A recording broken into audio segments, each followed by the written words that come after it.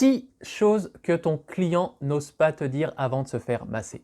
Bonjour à toutes, bonjour à tous, je suis Mickaël Denis, ton formateur en massage bien-être.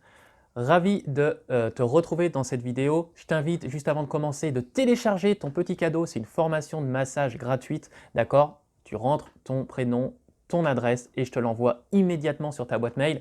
Si tu ne la reçois pas, ne crois pas que c'est un fake. Va checker tes spams et tu auras le lien pour justement bénéficier de cette formation. Donc, on revient directement dans cette vidéo. On va commencer par la première chose que ton client n'ose pas te dire avant son massage. Dans cette vidéo, je te parle du client en fait qui n'a jamais mis les pieds dans un centre de bien-être. Et il y en a de plus en plus puisque ça se développe de plus en plus. D'accord? Donc, ces personnes-là, on oublie en fait quand on est professionnel, quand on fait 5, 6, 7 heures de massage dans la journée, on oublie qu'il y a des personnes en fait pour qui ça représente quelque chose d'assez entre guillemets impressionnant le fait de se faire masser. Donc quand c'est la première fois, il y a des personnes, on sent déjà qu'ils appréhendent un petit peu ce moment. Et pourquoi ils appréhendent ça? Parce qu'ils ne connaissent pas. Et comme toute personne, quand on ne connaît pas, l'inconnu fait peur et ça peut en fait engendrer du stress et de l'anxiété. Nous, on l'oublie alors que c'est quelque chose qui est vraiment évident. Mais encore une fois, tout ce qui est évident, c'est les choses qu'on oublie quand on est professionnel. C'est la première des choses qu'on oublie et c'est que le massage, c'est quelque chose qui est intime. On est dans l'intimité de la personne. On ne fait pas de la rôtisserie sur des marchés, on ne vend pas de la pizza, etc., etc. Là, on est vraiment dans l'intimité de la personne. Donc, forcément, il y a des personnes qui ont hâte de se faire masser, mais qui, en même temps, il y a une petite notion d'appréhension. Donc, tout simplement, cette vidéo, ça va être pour ces personnes-là, puisque c'est souvent ces personnes-là qui, justement, n'osent pas te dire certaines choses. Et la première chose, ça va être le fait, tout simplement, d'aller aux toilettes. Alors, moi, je me mets à ta place, c'est quelque chose qui n'est pas forcément évident à chaque client de lui dire « Bonjour madame, vous voulez aller aux toilettes ?» Forcément, si elle a envie d'aller aux toilettes, elle va aller aux toilettes, elle ne va pas t'attendre pour aller aux toilettes. Mais finalement, il y a des personnes, peut-être, je ne sais pas, que ce soit dans les thalassothérapies par exemple, il y en a qui vont attendre leurs soins et ils vont être 15 minutes sur leur téléphone ou sur leur livre ou à discuter avec quelqu'un. Et quand tu les appelles, « Ah, je peux aller aux toilettes ?» alors que forcément ils auraient pu aller aux toilettes juste avant. Mais il y en a, ils ne vont pas justement te poser la question, ils ne vont pas oser te poser cette question. Et d'ailleurs, je t'invite à rester jusqu'à la fin de cette vidéo, puisqu'à la fin de la vidéo, je vais te donner en fait un élément qui va limiter ces choses-là. Donc, la première des choses, alors je ne t'invite pas forcément à demander à tous tes clients d'aller aux toilettes, mais sache en tout cas que ton client peut avoir oublié d'aller aux toilettes ou peut-être voulait que tu l'appelles pour aller aux toilettes ou c'est possible qu'il n'ose pas te le demander. Donc ça, c'est la première des choses. La deuxième chose, c'est par rapport au temps d'intimité. Alors, si tu es un bon praticien ou une bonne praticienne, j'imagine que tu présentes l'espace de soins, tu montres un petit peu à ton client ou à ton massé où ils peuvent déposer leurs affaires. Tu leur montres comment s'installer, soit sur le ventre, soit sur le dos, soit assis, etc., etc. Donc, et tu leur expliques qu'ils ont un temps d'intimité pour se changer, que toi tu vas sortir de la pièce et que tu vas re-rentrer au bout d'un certain temps. Alors, justement, si ce temps-là est trop long, c'est pas terrible. Si ce temps-là est trop court, c'est pas terrible non plus. Quand tu sors de la pièce, peut-être que toi, un temps peut-être que la personne va se dépêcher parce qu'elle pense que tu attends juste à l'extérieur et que ça va durer juste 20 secondes. Peut-être elle pense que ça veut dire 5 à 10 minutes alors que pour toi ça veut dire 2 minutes. Donc même si tu n'es pas sûr à 100%, moi j'ai toujours dit bon je reviens dans 2 minutes, je reviens dans 1 minute. Et si j'avais un soin ou un soin de placement à faire une entrée dans un hydrogel, ça me durait voilà 3 minutes. Donc je disais bon je reviens dans 5 minutes. Où je reviens, voilà. J'ai essayé d'être le plus précis possible. Pourquoi? Parce que si tu ne lui donnes pas vraiment d'indication, la personne peut se dépêcher à aller sur la table de soins et elle va attendre. Elle va attendre. Et là, elle va peut-être se dire, il m'a oublié, comment ça se fait? Est-ce que je dois me relever pour aller le chercher? Est-ce que je dois l'appeler? Est-ce que je vais ouvrir la porte pour lui dire, c'est bon, vous pouvez rentrer? Et ça, moi, ça m'est déjà arrivé très clairement. J'ai pas forcément dit le nombre de minutes et pourtant j'étais juste à côté et la personne est sortie. Alors bon voilà, elle était emmitouflée dans sa serviette et elle était gênée et moi aussi d'ailleurs puisque c'est vrai que j'avais mal fait mon travail à ce moment-là. Donc l'idée c'est de donner un temps, d'accord? Donc Faut pas que ce soit trop long parce que là aussi tu vas en fait, elle va être dans, ça va lui créer en fait finalement un instant de stress, ça va lui procurer de l'anxiété. Donc le fait de ne pas savoir, de se demander si, où tu es, etc., etc. Et rappelle-toi que c'est sa première fois, ok? Donc elle ne sait pas trop comment ça se passe. Donc là c'est pareil, le temps d'intimité ni trop court ni trop long, et je t'invite à lui donner un temps en lui disant voilà, je reviens dans 2 minutes, je reviens dans 3 minutes ou autre. On passe maintenant à la troisième chose. Donc ton client, il va pas oser te dire par exemple que la musique que tu as mis, c'était pas terrible et que c'est pas forcément une musique qu'il a envie d'écouter tout simplement. Et ça, c'est vrai qu'il y a des clients, par expérience, des fois il y a des clients d'ailleurs qui ne veulent pas de musique du tout et qui préfèrent être massés dans le silence. Alors ça, pourquoi pas? Simplement, il faut, pour masser dans le silence, il faut vraiment que ce soit le silence. Et dans beaucoup d'établissements de bien-être, c'est très rarement réellement le silence. On entend toujours quelque chose à gauche, quelque chose à droite. Il faut que ton établissement soit super insonorisé. Pourquoi pas dans le silence? Si tu as vraiment le silence, d'accord? Et au niveau de la musique, il y a des musiques, il y a des personnes qui viennent, qui peuvent, des clients, des clientes réguliers qui viennent, et finalement, dans ton établissement, c'est toujours les mêmes musiques, donc toi, ça te saoule, ça te gonfle. Il faut le dire les choses telles qu'on les pense, et bah, eux aussi, en fait, ça peut les gonfler, ça peut les saouler. Donc, c'est bien de changer régulièrement la musique. Si toi, tu as une musique, tu adores masser dessus, bah, il faut que tu saches que ce n'est pas forcément le cas pour ton client, d'accord? Donc là aussi, c'est sympa de pouvoir personnaliser la musique. Si tu ne peux pas personnaliser la musique, ne va pas lui demander est-ce que est-ce que la musique vous plaît? Et si jamais elle te dit non, bah, tu vas pas lui dire ah bah c'est pas grave, je peux pas rien, je peux rien y faire. Donc si tu peux pas personnaliser la musique, si tu peux pas la changer, ne va pas perdre ton temps à créer, on va dire, euh, à créer un conflit avec le client.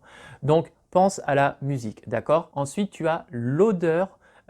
Pour la quatrième chose, tu as l'odeur des bougies ou de l'encens par exemple. Donc c'est très sympa, voilà, ça crée une ambiance très vraiment propice au lâcher prise, ça peut être très feutré, une ambiance très cosy, etc. Donc moi je sais que quand on est praticien, on adore cette ambiance-là. Mais quand tu fais ce métier, tu le fais pour toi aussi, mais tu le fais aussi surtout pour les personnes que tu vas masser. Donc finalement, c'est bien de personnaliser l'espace de soins, d'accord? Mais il faut le personnaliser pour ton client et pas le personnaliser que pour toi. Bien sûr, tu peux rajouter un petit peu, je sais pas, un petit peu de ta personnalité, mais n'oublie pas que c'est pour le client, d'accord? Et au niveau de l'odeur, bah, ça peut vraiment être désagréable si elle n'aime pas ça. Par exemple, également, je fais une petite parenthèse sur ton parfum. Sûrement que ton parfum, tu l'adores, il sent super bon. Sauf que peut-être que c'est un parfum qui va monter à la tête de ton client, d'accord? Donc moi, le parfum, je pense qu'il ne faut pas en mettre, ou si tu en mets, il faut en mettre très peu. Donc ça, c'était la quatrième chose. La cinquième chose également, alors ça c'est il y a beaucoup de personnes qui vont se reconnaître là-dedans, c'est sur l'odeur de la cigarette. J'ai été fumeur, je ne le suis plus, et moi aussi, quand on est fumeur, on pense qu'on ne sent jamais la cigarette. Pourquoi? Parce qu'on a pris 4, 1, 2, ah tu sens encore la cigarette Mickaël, j'en prends 3, 4, 5. À un moment donné, ça fait un malabar comme ça dans la bouche, c'est pas terrible. Et sinon, au niveau des mains, bah, moi j'avais la petite technique de mettre des gants, d'accord, et je fumais comme ça. Et exactement, et oui, ma main ne sentait pas la cigarette, et j'avais pas une haleine qui sentait la cigarette. Mais je sentais quand même la cigarette. Pourquoi? Bah, la chevelure et puis même le corps, en fait, nos affaires, on sent la clope. Alors si ton client c'est quelqu'un qui est fumeur, bah, déjà c'est pas parce qu'il est fumeur ou si elle est fumeuse que ça va pas la déranger, mais en tout cas ça va sûrement moins la déranger que si elle n'était pas fumeur. Et pour un client qui fume, tu vas sentir la cigarette. En revanche, bon déjà c'est pas terrible, hein, je suis pas en train de prôner ça, mais pour un client ou une cliente qui fume pas, tu ne sens plus la cigarette, tu pues la cigarette. Tu vois, là déjà on est passé dans un truc, bon là l'expérience émotionnelle client, à cause de ça, tu peux avoir la meilleure main au monde, bah là tu vas entre guillemets pourrir ton massage, tu vas masser pour rien du tout. D'accord? Donc quand on est fumeur, il faut faire attention, non, non, je sens jamais la cigarette, finalement on sent toujours la cigarette. Donc faire très attention à ça. Et on conclut avec la 6e chose que ton client ne va pas oser te dire, c'est tout simplement s'il ne revient pas te voir, d'accord? Donc forcément tu ne le sauras pas, il ne va pas te le dire, même s'il osait te dire, puisqu'il ne revient pas te voir. Alors généralement, moi ça m'est arrivé aussi, c'est d'avoir un super feeling avec une personne. C'est un super feeling en fait réciproque, la personne a adoré ton massage, ça s'est super bien passé, il y a eu une très belle connexion et tu es pratiquement prêt à parier que la personne va revenir te voir. Et en fait, tu la revois jamais. Donc ça, au début, quand tu commences à masser, tu peux le prendre pour toi. Moi, c'est ce que je faisais. Après, j'ai appris, en fait, ça n'a rien à voir avec toi, ça n'a rien à voir avec la qualité de ta pratique, mais il y a des milliards de raisons, j'exagère un petit peu toujours, tu commences à me connaître, il y a de nombreuses raisons pour lesquelles quelqu'un qui a passé un très bon moment avec toi ne va pas revenir te voir. Tout simplement, les choses bêtes, elle peut être partie en vacances, elle peut être malade et surtout, elle a peut-être en fait, on va dire, on est tout le temps stimulé, comme je le répète souvent, à gauche, à droite, par des pubs, par des newsletters ou ce genre de choses. D'ailleurs, si tu me regardes, tu as peut-être ma newsletter. Donc voilà, je me mets un petit peu dedans aussi, il faut être lucide et honnête. Et donc voilà, tu es en fait, il y a beaucoup de pubs à gauche, à droite, des offres découvertes, des offres de lancement, peut-être elle a voulu tester une autre main, peut-être qu'elle mettait trop de temps à venir dans ton établissement et qu'il y a un nouvel établissement qui s'est construit à côté de chez elle. Et pour elle, en fait, dans sa logistique de vie, j'ai envie de dire, c'est peut-être plus simple d'aller dans cet établissement que dans le tien. Mais ça n'a rien à voir avec toi, ça n'a rien à voir avec le moment que tu as passé, ça n'a rien à voir avec la qualité de ton massage. Et ça, c'est vraiment quelque chose d'important. Il y a des personnes qui aiment bien aller voir toujours les mêmes personnes, aller voir, ressentir voilà, en fait, qu'il n'y ait aucune inconnue.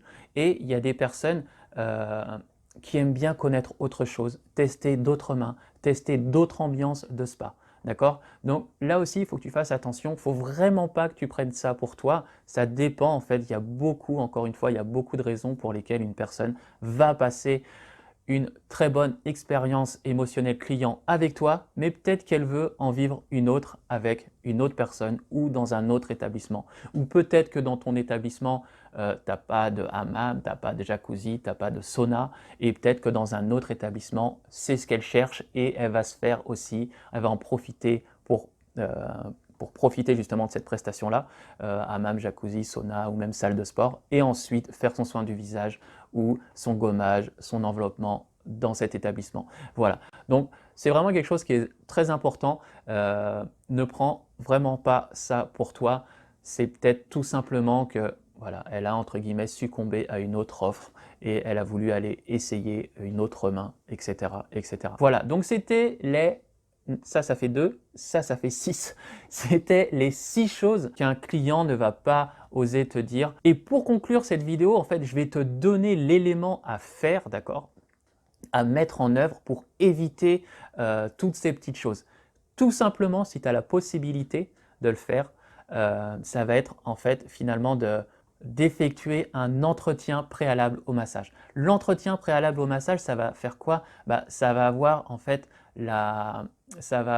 comment dire, l'avantage de briser la glace, d'accord, avec la personne que tu vas masser. Ok?